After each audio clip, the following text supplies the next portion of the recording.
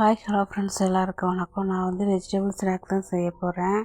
இது வந்து சோப்பு போட்டு தாளிச்சிருக்கிறேன். வெங்காயம், கோஸும் கேரட்டும் நறுக்கி வச்சுருக்கிறேன். அது ரெண்டையும் இந்த வெங்காயத்து கூட போட்டு ஒரு சிம்மில் வச்சு லைட்டாக தண்ணி தெளித்து நல்லா வதக்கிக்கோங்க. கருக விட்டுறாதங்க, சிம்மில் வச்சு வதக்குங்க. லைட்டாக வதக்கினா போதும், ரொம்பவும் தண்ணி ஊற்றி வேக வச்சிடாதீங்க.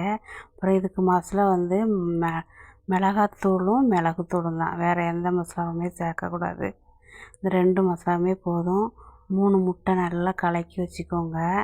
இது கூட எதுவுமே வேண்டாம். முட்டை மட்டும் நல்லா கெட்டி இல்லாமல் நல்லா கலக்கி வச்சுக்கோங்க. அப்புறம் இது வந்து கோதுமை மாவும் கார்ன்ஃப்ளவர் மாவும் தான். லைட்டாக கொஞ்சமாக தண்ணி ஊற்றி இதையும் கட்டி இல்லாமல் நல்லா கலக்கி வச்சுக்கோங்க.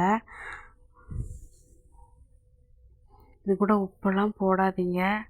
அப்புறம் இது கூட அந்த மிளகாத்தூளும் போட்டு நல்லா வதக்கிக்கோங்க. கருக விட்டுறாதீங்க, சிம்மில் வச்சே நல்லா வதக்குங்க.